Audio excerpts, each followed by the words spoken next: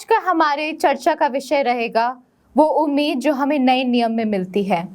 हमने कुछ हफ्ते पहले उस उम्मीद की बात करी थी जो हमें पुराने नियम में मिलती है, और आज हम देखेंगे कि बाइबल अपनी थीम्स के बारे में कैसे एक ही थीम बताती है और कैसे वो उस उम्मीद के बारे में बात करती है जो हमें दोनों पुराने और नए नियम में मिलते हैं। तो आइए दर्शकों, चलते हैं अपनी चर्चा में। दर्शकों, हम सबको मालूम है कि नया नियम प्रभु यीशु मसीह के जीवन काल से, उसकी मृत्यु और उसके पुनरुत्थान के बाद से शुरू होता है, वो पीरियड है।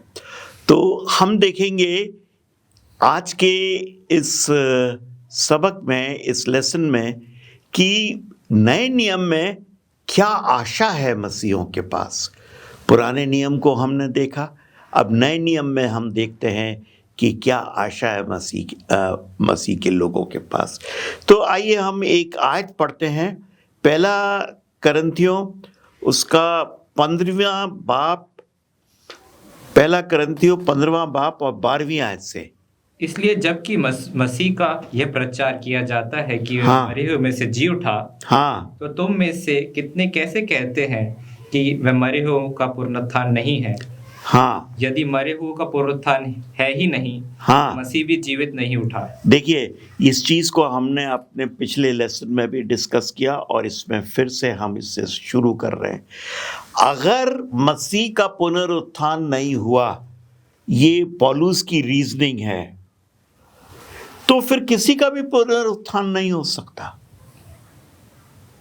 क्योंकि बेसिकली पापों के लिए कुर्बानी किसने दी? यीशु मसीह, प्रभु यीशु मसीह ने। और वो अगर वापस से जिंदा नहीं हुआ तो हम भी जिंदा नहीं हो सकते, क्योंकि फिर प्रभु यीशु मसीह तो कब्र में रह गया। कब्र में रह गया, इसका मतलब वो पापी था, इसीलिए तो कब्र में रह गया। और वो कब्र में रह गया और पापी था, तो एक पापी इंसान के लिए कुर्बानी नहीं दे सकता। तो हम यहाँ जो वो रीजन आउट कर रहा है, वो ये रीजन आउट कर रहा है कि तुम में से बहुत से लोग ये सोचते हैं कि पुनरुत्थान नहीं है।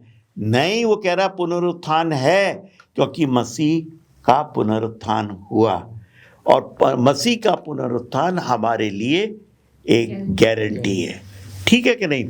एक आयत हम और पढ़ेंगे, और वो है पहला यूहन्ना उसके 5वां बाप और 11वीं आयत, 11वीं 12वीं आयत।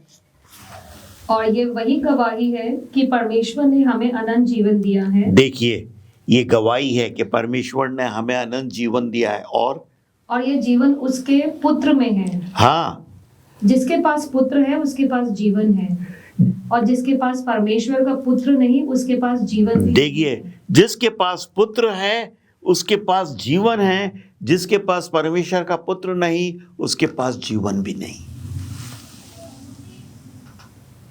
बिल्कुल, the centre of entire Bible is Jesus Christ. The centre of entire Bible is the cross of Christ. हम मसीह को तो इसमें से कहीं से निकाल ही नहीं सकते, सब कुछ मसीह है। और जो कुर्बानी मसीह ने दी वो शायद कोई नहीं दे सकता। एक खुदा जिसने इस दुनिया जहान को बनाया, इस पृथ्वी को बनाया, इंसान को बनाया, वो अपना सारा जलाल, अपनी सारी ग्लोरी छोड़कर इस दुनिया में आके अपने आप को इतना हलीम कर दिया कि एक इंसान, वो भी एक गरीब परिवार का इंसान, राजा के घर में पैदा नहीं हुआ, एक गरीब परिवार का में पैदा हुआ। और जिस तरीके से वो मौत सही, बेचारे ने कितनी बुरी मौत सही। हमारे पिन भी चुपती तो हाथ एकदम ऐसा जाता है, उसके हाथों के अंदर कीले ठोकी गई, कांटों के ऊपर कांटों का ताज सर पे रखा गया। बहुत जिल्लत की मौत उसने सही। हमको ये समझना चाहिए, लेकिन उससे ज्यादा जो खुशी की चीज है वो क्या? वो ये कि वो जिंदा हुआ। वो हमारे लिए, उसकी वजह से हम हमेशा का, अभी आपने पढ़ा, जिसके पास मसीह है उसके पास अनंत जीवन है, जिसके पास मसीह नहीं उसके पास अनंत जीवन भी नहीं। आगे एक और आयत हम पढ़ेंगे, पहला करंथियों 15 बाब और 17वीं आयत उसकी। और यदि मसीह नहीं जी उठा तो तुम्हारा विश्वास व्यर्थ है। देखिए, हमारा पूरा विश्वास व्यर्थ है अगर मसीह जी उठा नहीं। आगे है, और तुम अब तक अपने पापों में फंसे। और हम अपने पापों से रिहा नहीं पाई। हम अपने पापों में आज भी फंसे हुए हैं। अगर पापों से रिहाई मेरे को मिलती है तो वो मसीह के द्वारा मिलती है, मसीह के मौत के द्वारा मिलती है। मसीह के द्वारा जो माफ़ी दी गई उसके द्वारा मेरे पाप क्षमा हुए, और पुनरुत्थान मसीह का हुआ तो मेरा भी पुनरुत्थान होगा, और जैसा उसने वायदा किया उसके साथ हम भी आसमान की बादशाहत में जाएंगे। इसके बाद हम एक और आयत पढ़ते हैं पादरी साहब। वरन जो मसीह में सो गए हैं हाँ। वो भी नष्ट हुए। मसीह में जो सो गए वो भी नष्ट हो गए। वाकई में अगर मसीह का पुनरुत्थान नहीं हुआ तो जो दफना दिए गए, मर गए, वो मरे, मट्टी में मिल गए, उनके लिए भी कोई आशा नहीं। हम आशा की बात कर रहे हैं। तो आशा ये है कि प्रभु यीशु मसीह का पुनरुत्थान हुआ, ये हमारी आशा। ये आशा नहीं, वह विश्वास। और ये विश्वास हमें उस आशा की तरफ ले जाता है। ये विश्वास हमें उस आशा की तरफ कि अगर हम मर भी गए तो उस दिन, जिस दिन मसीह आएगा, मेरा भी पुनरुत्थान होगा।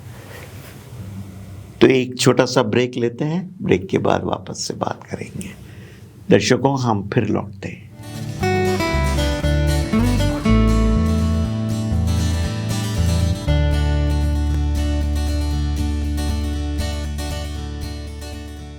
स्वागत है आपका दर्शकों। आइए अपनी चर्चा को जारी रखते हैं। तो मसीह ने कहा, पुनरुत्थान मैं हूँ, जीवन मैं हूँ, और अनंत जीवन मसीह में है। अब देखिए, उसके एक वायदे को हम पढ़ते हैं। वो वायदा हमें मिलता है यूहन्ना 14 बाब और उसकी पहली 3 आयतों में। तुम्हारा मन व्याकुल ना हो, परमेश्वर पर विश्वास रखो और मुझ पर भी विश्वास रखो। हाँ, मेरे पिता के घर में बहुत से रहने के स्थान हैं। हाँ, यदि ना होते तो मैं तुमसे कह देता, हाँ, क्योंकि मैं तुम्हारे लिए जगह तैयार करने जाता हूँ। और यदि मैं जाकर तुम्हारे लिए जगह तैयार करूँ तो फिर आकर तुम्हें अपने यहाँ ले जाऊंगा, कि जहाँ मैं रहूँ वहाँ तुम भी रहो। अच्छा, अब मैं आप लोगों से एक सवाल करता हूँ। वो ये कि प्रभु कह रहा है कि मेरे पर विश्वास रखो जैसे तुमने परमेश्वर पिता पे रखा। मेरे पिता के घर में बहुत से स्थान हैं, बहुत स्थान हैं, और मैं आऊँगा तुम्हें लेने के लिए, तुम्हें अपने साथ ले जाऊँगा।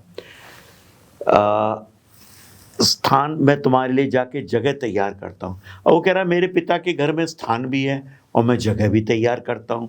तो ये क्या बात हुई? यहाँ पर देखे तो एक वो हमें तसल्ली दे रहा है, जहाँ श्योरिटी दे रहा है कि प्रॉमिस कर रहा है कि तुम्हारे लिए जगह तैयार है। एक प्रॉमिस कर रहा है, मतलब हम वो जगह तैयार करता हूँ वो कह रहा है, वो तैयार है ये नहीं। उसने कहा मेरे पिता के घर में बहुत सारे स्थान हैं, बहुत स्थान है। स्थान है तो जरूरी नहीं है कि वो स्थान हमारे लिए हैं। कमरे हैं पर वो हमारे लिए नहीं खोलेंगे, वो खोलेगा हमारे लिए जाके वो कमरे। ऐसा है, जगह के लिए क्वालिफाई करना पड़ेगा। ये चीज है। ये जो आपने कहा ना, मैं तुम्हारे लिए जाके इंतजाम करता हूं, मतलब I am going to justify you. मैं अपने आप को प्रेजेंट करूंगा और मैं इंडिविजुअली जस्टिफाई करूंगा। अब आपको ये तमाम चीजें जाननी है तो आपको प्रकाशित वाक्य में जाना पड़ेगा, क्योंकि बाइबल एक जगह से एक आयत से हम उठा के और उसको एनालाइज करें, ये नहीं होता है। हम थोड़ा सा इधर लेते हैं, थोड़ा सा उधर से लेते हैं, तब जाके उन सबको मिला के बाइबल हमारे सामने क्या मैसेज दे रही है वो क्लियर होता है। ठीक है कि नहीं? तो जब उसने ये कहा कि मेरे पिता के घर में बहुत से स्थान में जाके जगह तैयार करता हूँ, मतलब मैं जाके तुम्हें जस्टिफाई करूँगा, कि तुम उन स्थानों के लायक हो और फिर आके तुमको मैं ले जाऊंगा। ठीक है, अब हम एक आयत और पढ़ते हैं। अब बात यहाँ पे भी एक सवाल और उठता है, ये बात प्रभु यीशु मसीह ने 2000 साल पहले बोली, आज तक तो आया नहीं। वो हम सबको अपना टाइम देना चाहते हैं और ज़्यादा से ज़्यादा लोग बचाए जाए, इसलिए तो यूं तो दुनिया में लोग आते जाएंगे, पापी पैदा होते जाएंगे, पाप बढ़ता जाएगा, होता जाएगा, कब तक प्रभु वेट करेंगे? वो चाहते हैं ज्यादा से ज्यादा लोग आए, क्योंकि अभी भी बहुत सारा अज्ञान है इस दुनिया में जो उनको नहीं जानते हैं। आइए पढ़ते हैं 2 पतरस 3 बाब उसकी 9वीं आयत। प्रभु अपनी प्रतिज्ञा के विषय में देर नहीं करता, हाँ। जैसे कि कुछ लोग समझते हैं, हाँ पर तुम्हारे विषय में धीरज धरता है हाँ और नहीं चाहता कि कोई नाश हो, हाँ। वरन ये कि सबको मन फिराव का अवसर मिले। हाँ, प्रभु चाहते हैं डिले। एक वजह ये भी है कि प्रभु चाहते हैं सब विश्वास लाए और सबका नाश ना हो, लेकिन ज़्यादा से ज़्यादा लोग, जैसे आपने कहा, बचाए जाएं, क्योंकि पिता प्रेम है और पिता नहीं चाहता, और उसने इतना बड़ा सेक्रीफाइस किया है कि अपने बेटे को इंसान बना दिया, इतना बड़ा सेक्रीफाइस किया, तो वो चाहता है कि ज़्यादा से ज़्यादा लोग, क्योंकि हम उसकी इमेज में बनाए गए हैं, उसकी लाइकलीनेस में बनाए गए, ठीक, उसके स्वरूप में बनाए गए, तो वो हमसे प्रेम करता है। पर हम जैसे कि अभी देखते हैं जो रीसेंट टाइम्स आए हैं और जो टेक्नोलॉजी स्पेशली जितनी बढ़ी है वो आज तक दुनिया में कभी नहीं थी, उसके साथ जितनी बीमारियां आई हैं, तो हमें बाइबल पढ़ के पता चलता है कि हम उस एंड टाइम के बहुत नियर हैं। हाँ सही है। बाइबल जो साइन हमको बताती कि चांद लाल हो जाएगा, तुम्हें वॉर की खबरें आएंगी, बीमारियां बहुत ज्यादा बढ़ जाएंगी, तो हम समझ सकते हैं कि वो बहुत समय नजदीकी है। अब ये नहीं पता, जैसे खुदा कहता है कि वो समय सिर्फ मैं और मेरा पिता ही जानते हैं, बस अब नहीं पता। परमेश्वर, देखिए, परमेश्वर का समय है, उसका अपना समय, हम उसको कह नहीं सकते। बहुत सी दफे उसके चेलों ने पूछा उससे, ये कब होगा, कैसे होगा, ठीक है कि नहीं, लेकिन बेसिकली एक तो ये कि वो चाहता है सब बचाए जाए। ठीक, हम एक आयत और पढ़ेंगे और वो यूहन्ना 6 बाब की 35 और 36 आयत। यीशु ने उनसे कहा, जीवन की रोटी मैं हूँ, हाँ। जो मेरे पास आता है हाँ। वह कभी भूखा ना होगा, हाँ। और जो मुझ पर विश्वास करता है वह कभी प्यासा ना होगा। हाँ। परंतु मैंने तुमसे कहा था कि तुमने मुझे देख लिया है तो भी तुम विश्वास नहीं करते। जीवन की रोटी मैं हूं, क्या मतलब हुआ? उसने अपने आप को रोटी से क्यों कंपेयर किया? यहां तक कि वो लास्ट सपर जो उसने लिया, आखिरी भोज अपने चेलों के साथ, बोला ये लो, ये रोटी मेरा बदन है जो तुम्हारे लिए तोड़ा जाएगा, ठीक है कि नहीं? तो व्हाई डिड ही कंपेयर क्यों किया रोटी के साथ अपने बदन को, अपने जीवन को? वो शायद कहना चाहते हैं जिस प्रकार हमारी जिंदगी में एक रोटी का महत्व है, हम वैसे रोटी ही खा के प्रभु के वचन जिंदा का, रहते हैं, उसके अकॉर्डिंग ही जिंदा रहते हैं। रोटी खा के जिंदा रहते हैं। देखिए, हम रोटी जब खाते हैं तो वो रोटी एसिमिलेट हो जाती है, हमारे बदन का एक हिस्सा बन जाती है। प्रभु यीशु मसीह चाह रहे हैं कि मैं भी तुम्हारे बदन का क्या बन जाऊं? एक हिस्सा बन जाऊं। जब मेरा कैरेक्टर तुम्हारा कैरेक्टर हो जाएगा, सो नेचुरली तुम जस्टिफाइड हो जाओगे, ठीक है कि नहीं? जब आप उसके विश्वास के अंदर, उसके कैरेक्टर में घुल मिल जाएंगे तो एक हो जाएंगे। इसीलिए उसने अपने आप को रोटी से कंपेयर किया। 40वीं आयत वापस से पढ़िए, 40वीं आयत। क्योंकि मेरे पिता की इच्छा यह है कि जो कोई पुत्र को देखे और उस पर विश्वास करे, हाँ, वह अनंत जीवन पाए, अनंत जीवन पाए, और मैं उसे अंतिम दिन फिर जिला उठाऊंगा। मैं उसे अंतिम दिन फिर जिला उठाऊंगा। ये उसका प्रॉमिस है। प्रभु यीशु मसीह साफ साफ बता रहे हैं कि मेरा पिता ये चाहता है कि जो मेरे पे विश्वास करे वो अनंत जीवन को पाए, और वो उसको हमेशा दोबारा जिला देंगे, ठीक है कि नहीं? तो हम यहाँ पर देखते हैं प्रभु का बहुत बड़ा योगदान रहा हमारे नजात में, हमारे मोक्ष के पाने के लिए उसका पूरा का पूरा योगदान उसी का है, हमारा कुछ भी नहीं है हिस्सा, सिवाय इसके कि हम विश्वास करें और अपने जीवन को उसकी तरह बनाएं। दर्शकों, एक छोटा सा ब्रेक लेते हैं और ब्रेक के बाद वापस लौटेंगे।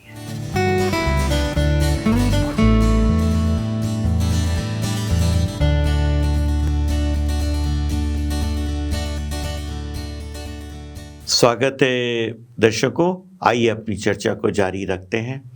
तो हम पढ़ेंगे यूहन्ना 6 बाब और उसकी 47वीं आयत। मैं तुमसे सच सच कहता हूँ कि जो कोई विश्वास करता है अनंत जीवन उसी का है। जो कोई विश्वास करता है अनंत जीवन उसी का है। विश्वास किस में? यीशु मसीह पे। यीशु मसीह में। यीशु मसीह में किस में, मतलब किस एस्पेक्ट में? उसके पूर्ण उत्थान में, कि वो जी उठा, कि उसने हमारे लिए, हमारे पापों के लिए जान दी, पेनल्टी दी, मतलब हमारा कर्ज चुकाया, ठीक है, और उसका पुनरुत्थान, दोनों। जो उसमें विश्वास करता है अनंत जीवन उसी का है। आइए एक आयत और पढ़ते हैं, पहला थस्सलोनियों 4 बाब और उसकी 16वीं आयत। क्योंकि प्रभु आप ही स्वर्ग से उतरेगा, हाँ, उस समय ललकार और प्रधान दूत का शब्द सुनाई देगा, हाँ, और परमेश्वर की तुरही फूकी जाएगी, हाँ, और जो मसीह में मरे हैं हाँ, वे पहले जी उठेंगे। हाँ, तब हम जो जीवित हैं हाँ, बचे रहेंगे उनके साथ बादलों पर उठा लिए जाएंगे, हाँ। कि हवा में प्रभु से मिले, और उसी रीति से हम सदा प्रभु के साथ रहेंगे। अब देखिए, पौलुस बड़े आराम से बता रहा है, बड़े सफाई से बता रहा है कि जब तुरही फूकी जाएगी और प्रभु नीचे उतरेंगे। अभी हमने यूहन्ना 14 बाब में इससे पहले वाले सेगमेंट में पढ़ा था, प्रभु ने कहा मैं वापस आऊँगा और तुमको अपने साथ ले जाऊँगा ताकि जहाँ मैं हूँ वहाँ तुम भी रहो। तो ये उसी बात कर रहा है, उसी चीज़ को यहाँ पे दोहरा रहा है। वो कह रहा है तुरही फूकी जाएगी और जो पहले सो रहे हैं प्रभु में वो क्या होंगे? जी उठाए जाएंगे। ये देखिए, ये एक विश्वास है, ठीक है, वो पहले उठाए जाएंगे और हम जो जीवित रहेंगे वो, अच्छा आप इसको आगे से पढ़ें 13वीं आयत से, तो वहां पर ये कह रहा है कि हम जो जिंदा हैं वो एकदम से बदल जाएंगे। ये हमारा ये विनाशमान शरीर है, वो अविनाशमान होना जरूरी है। Mortality has to be change into immortality. तो ये बदन के साथ नहीं, एकदम से हम दूसरे बदन के साथ जाएंगे, वो पल झपकते के साथ होगा। और वो जो कब्रों में से बाहर आएंगे वो पहले उठा लिए जाएंगे। तो इस तरीके से हम इकट्ठे होकर प्रभु के साथ आसमान में उसकी बादशाहत में जाएंगे। एक आयत और आप पढ़ेंगे, वो है इसी की 18वीं आयत, नहीं 17वीं आयत देखिए आप। तब हम जो जीवित हैं हाँ, बचे रहेंगे, हाँ, उनके साथ बादलों पर उठा लिए जाएंगे, हाँ, कि हवा में प्रभु के साथ मिले, हाँ, और इस रीति से हम सदा प्रभु के साथ रहेंगे। इस रीति से सदा हम उसके साथ रहेंगे। तो प्रभु बाइबल हमें बड़ा साफ देती है और इसी के अंदर हमारा विश्वास है, हर मसीह का विश्वास है। And it is a great hope that we hold with us. ठीक है कि नहीं? हमारा विश्वास कोई किसी ऐसी चीज के ऊपर नहीं रखा हुआ है जो डगमगाती रहे और जो कथाओं के ऊपर या मिथोलॉजीज पे या और किसी चीज के ऊपर बेस्ड हो। नहीं, एक सॉलिड फाउंडेशन है उसकी। वो विश्वास हमारा डगमगा नहीं सकता। पहला करंथियों 15 बाब 51 और 52 आयत देखेंगे आप। यहाँ लिखा है, देखो मैं तुमसे भेद की बात कहता हूँ। देखो मैं तुमसे भेद की बात कहता हूँ। अब जब बात कह दी तो भेद क्या रहा है? लेकिन ये भेद था उस समय तक, अब वो उसको क्लियर कर रहा है। देखो मैं तुम्हारे से भेद की बात कहता हूं। वो क्या है भेद की बात? हम सब नहीं सोएंगे, हाँ परंतु सब बदल जाएंगे। हाँ और ये क्षण भर में पलक मारते ही अंतिम तुरही फूंकते ही होगा। हाँ क्योंकि तुरही फूंकी जाएगी और मुर्दे अविनाशी दशा में उठाए जाएंगे हाँ। और हम बदल जाएंगे। अविनाशी दशा में, विनाशी दशा नहीं होगी। जहाँ जो मर जाता इंसान वो दशा नहीं होगी। ये शायद फ्लैश एंड ब्लड ना हो, ये मांस और ये लहू ना हो, अविनाशी दशा होगी। फिर से पढ़िए इसको। और ये क्षण भर में पलक मारते ही अंतिम तुरही फूंकते ही होगा। क्योंकि तुरही फूंकी जाएगी और मुर्दे अविनाशी दशा में उठाए जाएंगे और हम बदल जाएंगे। 53 भी पढ़िए। क्योंकि अवश्य है कि ये नाशवान देह अविनाश को पहन ले, हाँ और ये मरणहार देह अमरता को पहन ले। हाँ और जब ये नाशवान अविनाश को पहन लेगा, हाँ। और ये मरणहार अमरता को पहन लेगा, तब वह वचन जो लिखा है पूरा हो जाएगा, जय ने मृत्यु को निगल लिया। हाँ, तो देखिए ये उस समय कंप्लीट होगा। अविनाश मैं थोड़ा सा कंफ्यूज हो जाता हूँ इस हिंदी वर्ड में, नाशवान और अविनाशवान। तो नाशवान शरीर जो है हमारा अनाशवान शरीर में बदल जाएगा। और इसी के बाद अगर आप 54वीं आयत देखिए। हे मृत्यु तेरी जय कहाँ रही? हाँ, नहीं ये 55 पढ़ रहे हैं आप, 54। और जब ये नाशवान अविनाश को पहन लेगा, हाँ, और ये मरणहार अमरता को पहन लेगा, हाँ, तब वह वचन जो लिखा है पूरा हो जाएगा। हाँ, और वो वचन पूरा क्या है? जय ने मृत्यु को निगल लिया। जय ने मृत्यु को निगल लिया। ये बहुत इंपॉर्टेंट है कि प्रभु यीशु मसीह ने जो विक्ट्री पाई है, जो जय पाई है, उसने मृत्यु को हमेशा।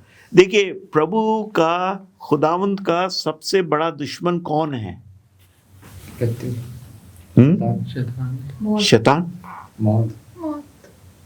श्योर नहीं, मौत है। क्यों है शत्रु? क्योंकि जहाँ पाप है वहीं मौत है। क्योंकि वो जीवन है, तो एक साथ नहीं रह सकते। क्योंकि वो जीवन है। जीवन के साथ मृत्यु नहीं रह सकती। तो पिता परमेश्वर या पुत्र का जो सबसे बड़ा दुश्मन है वो क्या है? मृत्यु है, मौत है, और उसका वो सर्वनाश करना मानता और अगर ये हमारे पास ये उम्मीद नहीं होती तो हमारे पास और कुछ भी नहीं होता। कुछ भी नहीं होता। बिल्कुल सही। पुराने नियम में लोगों के पास एक उम्मीद थी। आज की हमारी स्टडी से हमने सीखा कि नए नियम के लोगों के पास एक विश्वास है, वो ही विश्वास जो हमारे पास है प्रभु यीशु मसीह में। हम जानते हैं और हमें ये पता है कि वो एक दिन आएगा और हमें उस आसमानी बादशाह में लेके जाएगा। आप हमारे साथ रहिए, हम आपसे मिलेंगे हमारे नेक्स्ट एपिसोड में।